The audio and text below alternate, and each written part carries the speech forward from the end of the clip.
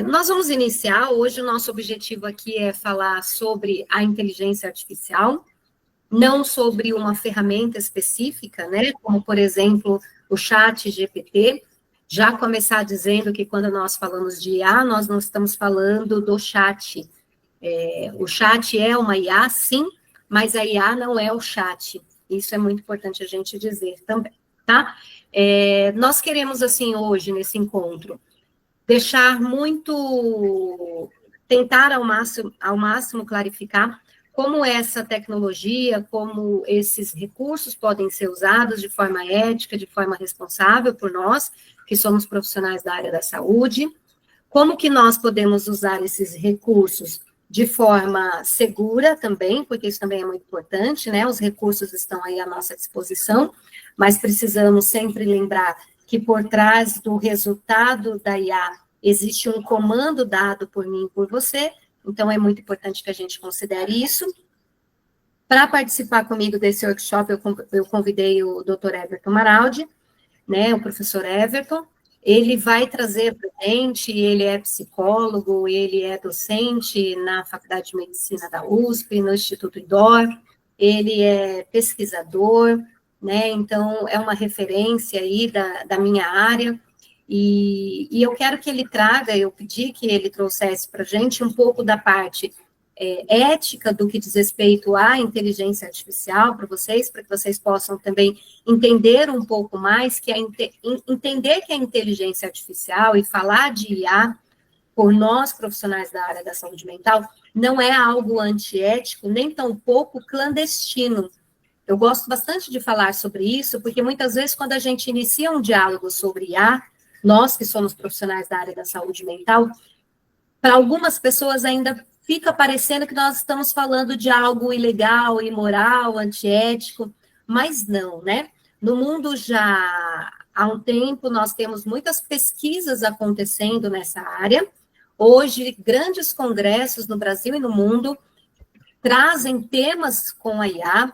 Nós participávamos de um congresso por esses tempos aqui em Juiz de Fora, e no congresso foram trazidas palestras, aulas, cursos que exploravam a questão da IA. Nós vamos participar de um novo evento agora, na próxima semana, em Fortaleza, que eu sei que a IA vai aparecer novamente, né, Everton? Eu tenho certeza que essa temática vai surgir, vai emergir, porque realmente é uma realidade, e nós que somos da área da saúde precisamos dominar essa realidade, ou pelo menos tentar nos atualizar o máximo possível. Eu sei que é algo que está avançando a passos largos e que vai demorar, é claro, talvez a gente nunca consiga estar no mesmo patamar e alcançar a evolução que ela, né, que ela vai galgando. Entretanto, eu acredito que nós precisamos fazer esforços para, pelo menos, estar o mais atualizados possível, ok? Então, é sobre isso que eu quero falar com vocês hoje. Eu já vou aqui para ser rápida, já avisando, tá, Iago? Eu nunca consigo ser rápida. Eu sempre falo que eu vou ser rápida, mas eu não consigo. Os demais que já me conhecem estão acostumados, mas eu vou tentar, eu vou me esforçar na hora que eu vou falar. Eu vou passar para o professor Everton, ele vai iniciar o nosso workshop, trazendo toda a parte aí que ele preparou para vocês. Espero que vocês gostem. Eu estarei aqui totalmente atenta, porque tenho certeza que também vou desfrutar aí de um conteúdo muito legal. Muito obrigada por aceitar o convite, Everton. Obrigada por dispor aí da sua agenda para estar aqui com a gente, para trazer esses conhecimentos, para dialogar, discutir com a gente sobre essa temática tão importante. Você está com a palavra e eu agradeço muito por essa noite, né? Por podermos estar aqui conversando sobre isso. Olha, eu que agradeço muito o convite, é uma alegria poder participar do workshop, né, e de falar de um tema que é tão fundamental hoje no mundo contemporâneo, não só no contexto da psicoterapia, da psicologia, mas é algo que marca a vida de todas as pessoas, em diferentes contextos sociais, culturais, a questão da inteligência artificial, né? Se nós recorrermos aos clássicos da psicologia, né, os grandes autores, os pioneiros da nossa área, como figuras como Freud, Jung, né, o que eles poderiam dizer sobre a inteligência artificial, né? Realmente, naquela época, não havia nenhuma informação que pudesse orientar o trabalho desses autores. Eles estavam lidando com outras questões, né? No máximo, questões ligadas à Revolução Industrial, guerras, né? As duas grandes guerras mundiais, ameaça nuclear, até a questão dos OVNIs, de alguma maneira, foi um tema discutido pelo Jung em uma das suas publicações. Mas o fato é que eles estavam muito distantes de poderem discutir um tema como a inteligência artificial. Talvez a gente até possa usar as teorias, as concepções desses autores para pensar esses fenômenos no dia de hoje, no contexto de hoje, considerando que a mente humana, o psiquismo humano, vai apresentar padrões recorrentes que vão se repetir ao longo da história. Mas a verdade é que se nós nos basearmos unicamente nos grandes pilares, autores, referências do campo, né, a gente não conta com muita ajuda para entender essa temática. E o fato é que isso não acontece só na psicologia, em vários outros campos de atuação humana, ainda existe muita especulação, ainda existe muita discussão sobre o que significa, de fato, a inteligência artificial no sentido dos seus impactos na sociedade, na vida humana, né? Mas, primeiramente, eu acho que é importante a gente pensar o que é inteligência artificial, né? Definir um pouco esse conceito e as ramificações, né? Então, há várias formas de você pensar a inteligência artificial, há alguns que criticam, inclusive, a terminologia, né? Inteligência artificial, vão dizer, por exemplo, que ela não é nem inteligente nem artificial, exemplo do Miguel Nicoleles, né, que traz essa discussão de que não é inteligente porque não é humana, né, e só os seres humanos poderiam ter, os seres, enfim, como os seres humanos teriam essa forma de inteligência, de cognição, do raciocínio, etc. E não seria artificial porque, de alguma forma, há pessoas, organizações, há indivíduos que controlam a forma como essas tecnologias são desenvolvidas, então existe o ser humano presente ali de alguma forma, né?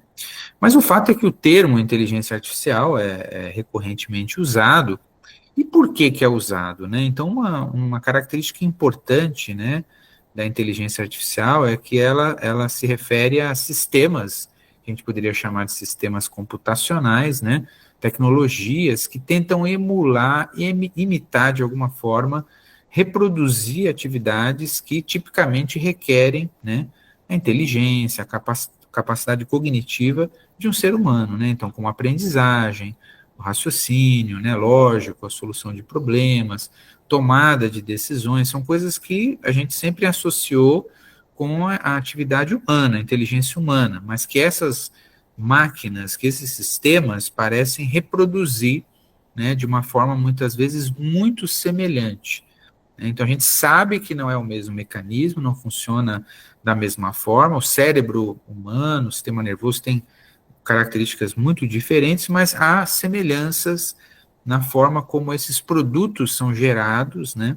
Uma resposta, por exemplo, que um chat GPT traz a um prompt, a um comando que foi dado, que se assemelha muito a um texto, por exemplo, que um ser humano, uma pessoa escreveria. Aliás, essas ferramentas se sustentam naquilo que o ser humano fez, né? Quer dizer, elas só existem e podem se desenvolver porque, de alguma forma, elas se baseiam, né, num conhecimento que foi galgado aí pelo ser humano e armazenado, que elas têm acesso por vários meios. Então, agora, há quem questione, né, se essa inteligência é confiável ou não, né? Então, a gente sabe, por exemplo, que a questão das alucinações, né, que muito se fala, que não é nem um termo correto, se a gente fosse comparar de fato, se a gente fosse fazer uma comparação da inteligência artificial a cognição humana, seria mais próximo, talvez, de uma confabulação, né? Quando, por exemplo, inventam coisas que não existem, fontes que não existem, citações que não existem, inventam coisas, né? Isso é algo que, ao longo do tempo, com o desenvolvimento dessas tecnologias, houve uma redução nesse problema, mas ele ainda é persistente, ele ainda é presente, né? E isso mostra como, na verdade, os dilemas éticos entram em discussão, né? Porque então nós não estamos lidando com algo que é simplesmente a reprodução de alguma informação existente, mas é, em alguma medida, a criação de um novo conteúdo, né? E nesse processo de criação desses conteúdos, podem informações equivocadas estarem presentes, isso tem mobilizado muita discussão, né? De qualquer maneira, é um fato que essas tecnologias são eficientes, têm paulatinamente substituído os seres humanos em atividades importantes, e há vários dos principais criadores responsáveis por essas tecnologias, né, têm alertado sobre como isso vai impactar a sociedade num futuro não muito distante, né? Então já se fala, por exemplo, até em haver algum tipo de renda básica para as pessoas no futuro, porque muitas pessoas vão perder empregos e assim por diante, né? Então é uma discussão antiga que povoa já o imaginário humano faz muito tempo na ficção científica, né? Philip K. Dick e outros, né, discutiram isso em seus livros. Então, imaginando um futuro em que os robôs, né, a tecnologia tomaria conta ou conviveria de algum modo com os seres humanos. Então, é uma discussão antiga, né, parte de uma discussão, na verdade, mais ampla sobre a era digital, de um modo geral, porque a inteligência artificial é parte disso, mas a gente sabe que já há muito tempo a tecnologia tem caracterizado o desenvolvimento das sociedades ocidentais, das sociedades humanas de um modo geral. E a gente sabe que a inteligência artificial, além de ser um tema de interesse social, também é uma área do conhecimento, né? Então, é uma área que vai agregar pesquisadores e pensadores de várias áreas, da neurociência, da psicologia, da antropologia, né, da biologia, de vários campos vão contribuir para pensar o tema da inteligência artificial e a relação disso com a própria cognição humana. É um tema importante do que a gente poderia chamar da ciência cognitiva, que vai influenciar muito o trabalho da psicologia, dos psicólogos, né, dos profissionais de saúde mental de um modo geral, né? Então a gente sabe que essas tecnologias estão mudando e continuarão a moldar o futuro da humanidade em vários setores. A gente sabe que há aspectos tanto positivos quanto negativos, né? Nos aspectos positivos, a produtividade nas indústrias, né? Novos empregos que podem emergir, vai ter impactos na educação, né, na própria medicina, na própria saúde, na saúde mental, né, a gente vai falar um pouquinho disso daqui a pouco, a própria Silvana vai trazer isso na vida cotidiana das pessoas de um modo geral, né. Os impactos, eles ainda são pouco compreendidos, há muita especulação, né, é provável que o que a gente tem acesso hoje, né, em relação a essas tecnologias, seja apenas uma fração do que tem sido desenvolvido, né? Então é provável que muitas empresas, países, né, que estão trabalhando nisso, China, por exemplo, próprios Estados Unidos, a gente tem acesso no nosso cotidiano com as ferramentas como o ChatGPT, o Gemini, e assim por diante, né, o DeepSeek, esses chatbots, né, que são os mais famosos. Você tem aplicativos que têm sido desenvolvidos com base em IA. Então, o que a gente tem acesso é uma fração. Provavelmente, muito mais coisa tem sido desenvolvida que não chega ao acesso da população em geral, e isso está mudando as pessoas. Então, isso é fundamental, né? A gente sabe que tem aspectos econômicos e geopolíticos também envolvidos nisso. Então, é fundamental nesse cenário que nós estejamos atualizados, estejamos cientes da importância desse tema e possamos acompanhar de alguma forma as mudanças, o que tem a se atualizar sobre isso e como isso vai impactar o trabalho dentro da psicologia, tanto no campo da pesquisa, mas principalmente na atuação clínica, né, na atuação profissional, na área de saúde mental de modo geral. Estou usando a psicologia aqui como uma base, por ser a minha área de referência, mas isso vai afetar o trabalho de muitos outros profissionais de saúde mental, psiquiatras, né, e outros colegas que estejam atuando dentro da área de saúde mental. Então, isso vai mudar a face do ambiente de trabalho, né? E há uma série de dilemas éticos relacionados, a gente vai falar um pouquinho sobre isso, né? A gente sabe que são tecnologias que têm um alto grau de autonomia, né? podem aprender, podem adquirir novos conhecimentos, né? Então a gente pode chegar a uma condição em que a gente não vai saber direito como elas vão funcionar, mas há um consenso hoje de que, nesse momento, é preciso o ser humano intervindo, é preciso o comando de um ser humano para que haja a atuação dessas tecnologias. Então, isso nos indica que nós temos de aprender como lidar com elas da melhor forma possível, né? Então, a gente vai falar sobre essas questões. Mas por que é importante, afinal, para a saúde mental e para o contexto mais especificamente aqui do tratamento psicoterapêutico, no contexto clínico, né? Primeiro que a gente sabe que cada vez mais pessoas recorrem, né, aos chatbots para se consultar sobre os seus problemas pessoais e emocionais. Já várias pesquisas têm mostrado que há uma busca grande por ajuda psicológica, né, por várias pessoas, né, e, inclusive, num contexto internacional, alguns aplicativos têm sido desenvolvidos com base em IA, para auxiliar as pessoas, servir como uma espécie de conselheiro pessoal e assim por diante, né? E há vários motivos para a popularidade disso, né? Não é algo que me soa estranho, porque é algo que tem um fácil acesso, né? Basta você abrir o seu celular, você tem acesso a essas ferramentas muito facilmente, muito rapidamente, na palma da mão. Quer dizer, o custo disso né, assim, não há um custo, quer dizer, você pode até usar essas ferramentas sem ser numa versão paga, e ela poderia eventualmente, não seria no mesmo nível, mas ela vai poder oferecer algum tipo de orientação, algum tipo de aconselhamento, né? Existe o fato de que você não está interagindo com o ser humano, então toda a preocupação que poderia haver em relação a questões de sigilo, etc., que a gente sabe que os profissionais de saúde mental éticos vão manter isso, mas eu não estou lidando com uma pessoa, estou lidando com uma máquina, né? Então, qualquer timidez, qualquer receio, qualquer medo, isso é eliminado a partir do momento em que não é uma pessoa, de fato, que está interagindo ali comigo. E o mais interessante, né? Quer dizer, esses chatbots, eles fazem isso de um tal modo que parece realmente uma pessoa, muitas vezes, conversando, e eles vão se adaptando no modo de falar, criando uma impressão de intimidade que aumenta ainda mais essa adesão das pessoas, né? A gente sabe que há um alto índice de transtornos mentais no Brasil, né? Ministério da Previdência, por exemplo, em 2024, mais de 400 mil pessoas foram afastadas do trabalho por problemas de saúde, né? Então, isso mostra como é um tema que ecoa questões sociais mais profundas, né? Só que a gente sabe que existem problemas com o uso não supervisionado dessas tecnologias, né? Então, já mencionei a questão das alucinações, das confabulações, né? Informações inventadas, né?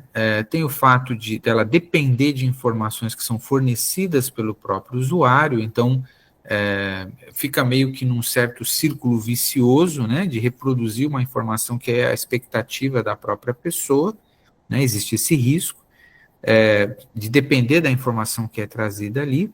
Há uma ausência de contato humano e direto com o terapeuta, que a gente sabe que é algo que enriquece sobremaneira, né, o processo de tratamento. Então, comunicação não verbal, silêncio e vários outros elementos que escapam ainda a essas tecnologias, né? A gente sabe que talvez no futuro, se forem criados robôs, por exemplo, que sejam altamente sofisticados e possam captar comunicação não verbal ou silêncio e analisar isso psicologicamente, talvez alguma questão dessa seja resolvida, mas não é uma realidade ainda, tá longe ainda de ser uma realidade nesse sentido. E tem a questão de que a máquina, ela não tem, ela tem uma ausência de prática de vida real para realmente instruir a pessoa, né? Então, esse é um outro elemento, quer dizer, é um conteúdo ali textual que está sendo trazido, né? E por fim, uma ausência de responsabilidade das empresas, né?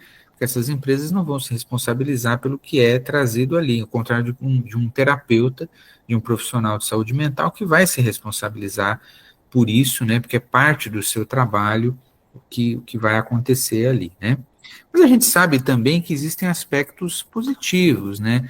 essas tecnologias têm sido usadas, por exemplo, para analisar grandes conjuntos de dados, identificar padrões comportamentais, prever tendências em saúde mental, né? Então, é possível usar dessas tecnologias para, de alguma forma, entender, por exemplo, se uma pessoa ela poderia se envolver em algum tipo de comportamento suicida, né? A gente sabe que um dos grandes dilemas quando você lida com o tema da ideação suicida, né, do suicídio, é sempre uma dificuldade você saber quando exatamente a pessoa vai agir, por que vai agir, etc. Olhando retrospectivamente é sempre mais fácil. Você tem alguns sinais, mas nunca se tem há sempre algum grau de erro, né, de probabilidade que pode ser maior ou menor. Cada caso é um caso, então isso torna, né, o processo complicado. Talvez essas tecnologias possam, por exemplo, ser utilizadas para identificar padrões de comportamento e de ideação que sirvam de alguma forma como um meio de identificar situações perigosas, comportamentos potencialmente perigosos, né? A gente sabe que elas também podem ser usadas na análise de conteúdo, né? Fico impressionado, por exemplo, como alguns desses chatbots, o próprio ChatGPT, tem uma facilidade enorme de analisar sonhos, conteúdo de sonhos, né, de uma maneira que não devem nada alguns psicanalistas, né? Então, os psicanalistas vão perdendo um pouco espaço. Brincadeiras à parte, porque a gente sabe que não é muitas vezes no mesmo nível, né, de um profissional humano, com conhecimento desse campo, etc., mas já reproduzindo algum tipo de conteúdo que pode ser muito útil em alguma medida, né? Avaliação da personalidade, a gente sabe que é possível alimentar essas ferramentas com informações sobre as pessoas, para que elas possam, de algum modo, ajudar na análise de testes, né, na análise de características de personalidade. Então, um tipo de correção automática de testes, por exemplo, isso pode ser uma coisa muito útil, né, que em geral é feita com softwares específicos, ou a pessoa tendo que manualmente fazer isso, a inteligência artificial poderia fazer de um modo muito mais prático e, por exemplo, gerar um relatório sobre essa avaliação, né, que agiliza o trabalho desse profissional, né. Isso tudo nos remete a uma discussão sobre como as organizações, as instituições dentro do campo de saúde mental têm lidado, né, com essas discussões, como é que isso pode ser inserido no trabalho desses profissionais ou não. Falando da minha área especificamente, né, da psicologia, né, o Conselho Federal de Psicologia ele tem realizado debates e discussões, assim como outras organizações internacionais de psicologia, a gente já vai falar rapidamente sobre isso. Então, tudo tem acontecido muito rápido, é tudo muito novo, né? Mas parece haver um consenso de que as profissões vão ser fortemente impactadas pela inteligência artificial, exigindo que esses profissionais de saúde mental aprendam a operar essas ferramentas. Então, a postura não tem sido a de se voltar contra isso, mas uma postura de é preciso aprender a dominar isso, isso veio para ficar, então isso tem de ser manejado de alguma maneira, né? A gente sabe também que, em alguma medida, o mau uso dessas ferramentas ainda vai reverberar em discussões sobre qual o papel do governo, qual o papel, né, governos, de modo geral, o papel das próprias empresas. Então, tem questões que não dependem só do próprio profissional de saúde mental, mas o que for possível ser desenvolvido é importante, né? Então, a gente sabe que pode servir de apoio no processo de cuidado e com suporte ao terapeuta, né? Auxiliando em questões como a transcrição, por exemplo, de entrevistas, né? Transcrição de sessões, né? Claro que aí existem discussões sobre o sigilo, né? Então, tudo isso tem de ser feito de um modo que essa informação se mantenha sigilosa, né? De que essas ferramentas garantam o anonimato, né, e o sigilo dessas informações, mas sem dúvida alguma, no desenvolvimento de prontuários, na triagem, né, vai fornecer uma visão panorâmica dos processos de saúde e adoecimento. E até alguns falam de aplicativos que podem auxiliar no monitoramento do paciente fora do contexto terapêutico, né, fora da sessão propriamente dita, né. Então, há um consenso de que essas tecnologias não substituem a intervenção humana, né? A intervenção humana continua sendo importante, mas, ao mesmo tempo, elas podem, sim, ser utilizadas por esses profissionais de forma ética e responsável, né? Por exemplo, na detecção e intervenção precoce, já havia mencionado isso, né? Então, essa percepção tem sido desenvolvida.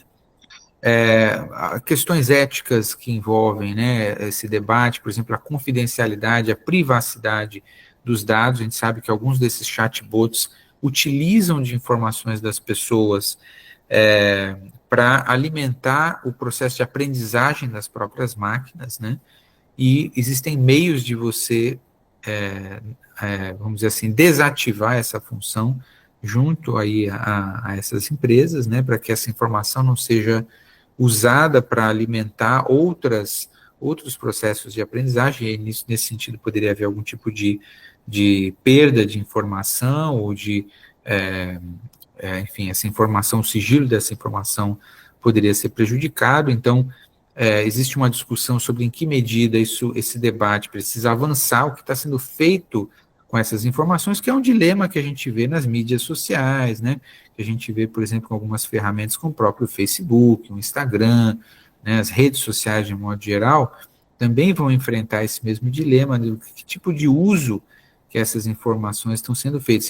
É um problema hoje sério, né? Que a gente sabe que não tem uma solução muito simples. A gente já se acostumou um pouco com a ideia de que sempre vai acabar perdendo alguma informação, né? A gente sabe que há o problema do viés, né, desses algoritmos, e isso pode perpetuar ou mesmo amplificar desigualdades sociais, pode contribuir de alguma forma, se não for bem utilizado, né, e bem organizado o uso dessas ferramentas, pode fomentar preconceitos, etc. Então, sempre é importante a intervenção humana, a transparência, né, nesse processo, a competência para o uso disso. Então, não é porque existe um alto grau de autonomia dessas ferramentas que elas não vão precisar de alguém competente direcionando o uso de forma segura, né? Então, tudo isso vai ser fundamental. A American Psychological Association, né, que é a Associação Americana de Psicologia, tem se manifestado ativamente, né, sobre esse tema, embora não tenha divulgado ainda diretrizes abrangentes em relação a isso. Outras organizações na área de saúde mental também ainda estão no debate sobre essa questão, né? Eles pedem cautela, não obstante, né, particularmente com o uso dos chatbots de consumo aí que não sejam regulamentados de alguma forma, né? Então, essa é uma preocupação. Também a British Psychological Society, né, a Sociedade Britânica de Psicologia, né, tem se engajado também nessa conversa, né, também não emitiu ainda diretrizes formais, mas tem monitorado ativamente os desenvolvimentos e fornecido informações para a população, para os seus membros, né. Na União Europeia existe um esforço agora em se tentar criar algum tipo de legislação que vai encaminhar o uso dessas ferramentas, né? E no caso da saúde mental, existe um alto risco, é considerado como uma questão de alto risco, né? Por conta de todos os problemas, os dilemas envolvendo a qualidade dos dados, a transparência, a supervisão humana e a própria precisão na avaliação que essas tecnologias vão fazer, né?